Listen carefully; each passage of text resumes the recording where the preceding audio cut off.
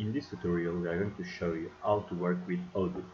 So to create your database you have to go to your account, you go to your databases and you manage your databases if you have several ones. You click create new one, and if you want to have a 10 months trial you have to add Odoo dash the name of your database. In this case you're going to say your database 2 for example, and then you try.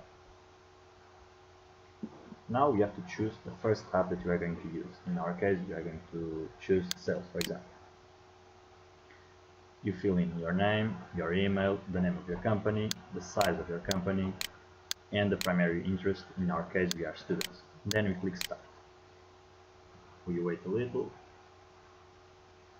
and the software is going to create a new database. After you have created your database, this is what's going to appear, your dashboard. You click here and you have access to the applications that we have installed.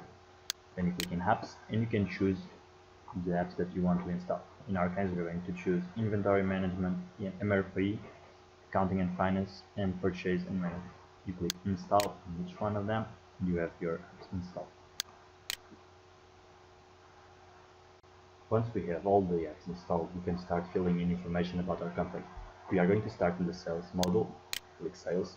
It's empty because we don't have any information, and we insert information about our customers. Our first customer, it's going to be, for example, a company called Bagit. We fill all the important information, and we can also introduce information about the accounting, for example, the customer paying term, let's say 15 days, and we save this customer. After creating all our clients, now we're going to create our suppliers. We go to purchases, we click purchases, vendors, and we create our supplier the same way as we did for our customers. So we click create it, and we do the same. We can add our vendor payment terms and we save. After creating our supplier, this one, we are going to create our products. Let's create product. We create our product. In this case, the product we are going to sell, our black backpack. We said it's an item that only can be sold by us. It's a stockable product. We introduce an internal reference, for example, we introduce the sales price. Let's say for this item it's going to be 50 and the cost of production 15 for example, and we click save. Now let's create our final products. We go to manufacturing, we go to products, and we can have a list of all of our raw materials and our finished products for black backpack. After this we go to our bill of materials. We have already created the bill of materials for our final products and we can see it's here, and if you want to edit it and add some new item, you can add on the list of items that you have. We just choose the item, let's say interior foam, and we choose how many meters you need for one backpack. In this case we don't need this, we have it here and we save. After creating our bill of materials, we are going to order our raw materials. So we go to purchases, we select purchase orders, and we introduce a new order.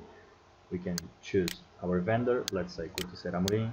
We have an item for Corticeira Amorim, it's cork. We say how many units we want, 5 units, and they are sold in boxes of 200 units. We have the price that is established before, and we just save this purchase order. We confirm the order and it's done. Now let's say that our customer, like in Lisboa, made an order and we want to introduce that order in the system. So we go to sales orders, we create a new order, we say like in Lisboa, order our black backpack. We don't have them in our system, so that's why there's the error, and they want 20 backpacks. We save this order and we confirm the sale. It's done. After creating the sale, we can see how many euros we are going to receive, how many are the ones that we are going actually to receive, and how many are going to taxes, and we can create the invoice directly. We just have to click in this button. We choose just deduct down payments, and we create invoices. And it's done. Odoo has a great feature called reports. In this feature, we can have access to a pivot table where we can analyze our data the way we want. Let's say we want to see our products and how they are sold in our different companies, say our partners, and we can have a clear view of how they are sold and where they are sold the most. We can have access to graphs where we can see which month is selling the best, for example. Now that we have received orders from our clients, we can start producing our products. So we go to manufacturing, we create a manufacturing order. We have this reference, we want the black backpack, and we want to produce 20 of them. We can name a responsible for this manufacturing order, and we just have to confirm the production. We don't have all the items, so we click in reserve, so when we have all the items, the production starts. And we save. Now that we have got our raw materials, we have our sales orders and manufacturing orders in the system, we want to analyze our finances. To do this, we go to the accounting model. In this model, we can see how much the customers have paid us, and we can check our invoices. We can see here in the status of the orders that some of them are just open, they are not paid, and we can click here, for example, back in Coimbra, and register the payment that they have done.